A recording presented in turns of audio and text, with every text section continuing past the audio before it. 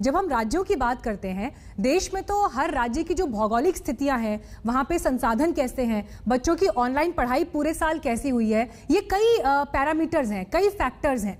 उसके आधार पर सबको साथ लेकर चलना तो एक बहुत बड़ा चैलेंज है।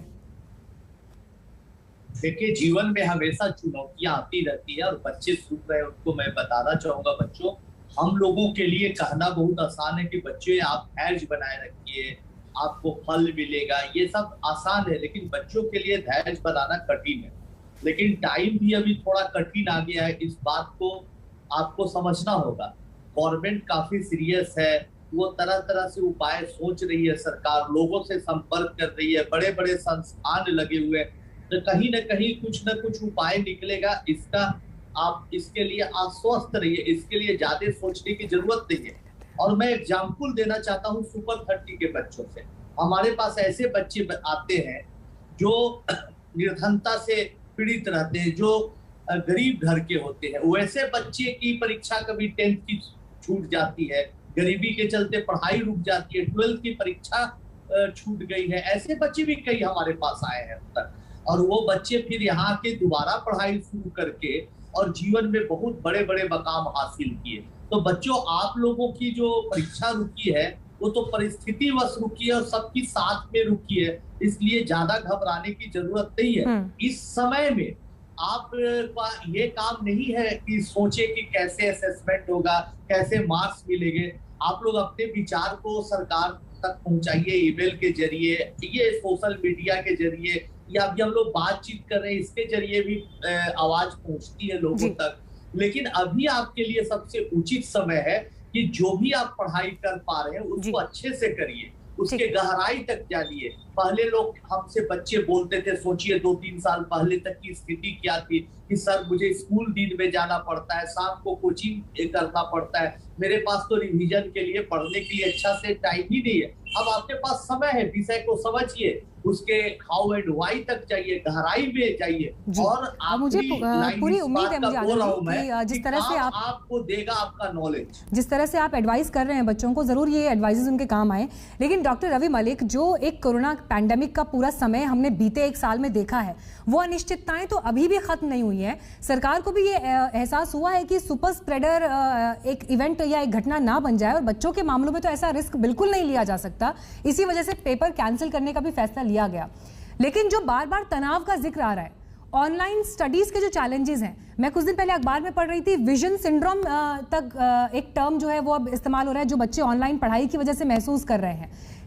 क्या एडवाइस आप इस समय पर इन सबको देखते हुए कर सकते हैं? देखिए, सबसे पहले तो मैं ये बधाई देना चाहूंगा कि प्रधानमंत्री जी का बहुत अच्छा क्रांतिकारी स्टेप है।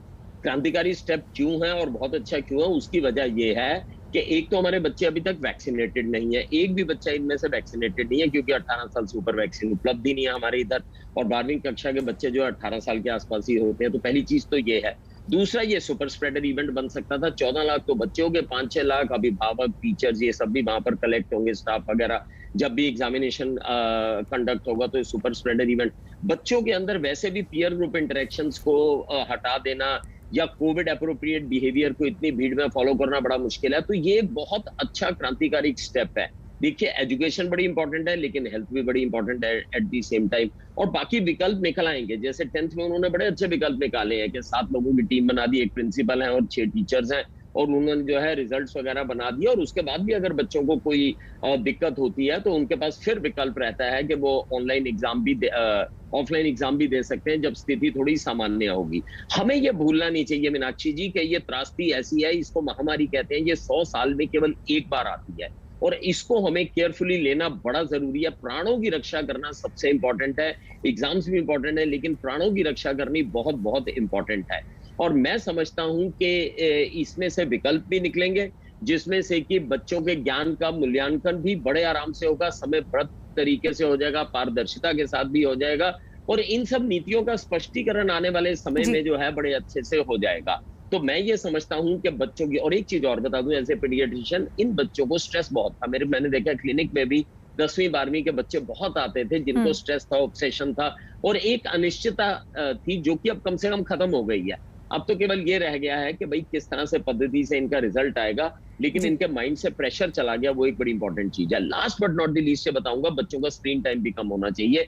अमेरिकन अकेडमी ऑफ पीडियाट्रिक्स कहती है 2 घंटे से ज्यादा स्क्रीन टाइम नहीं होना चाहिए। तो बच्चे बेचारे पढ़ाई भी स्क्रीन पे कर रहे थे, वो भी कर रहे थे। तो मैं सोचता हूँ ये बहुत ही अच्छा क्रांतिकारी कदम है जो कि कोरोना के कंट्रोल में हमें मदद देगा। कुछ और स्टूडेंट्स हैं, उनके भी राय यहाँ पर शामिल कर लेते हैं। रितिका हमारे साथ मौजूद है।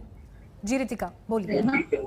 Yes, ma'am. I would like to say that the government has taken the right decision regarding the CBSE board exam, as the condition was not perfect to take the exams in this situation.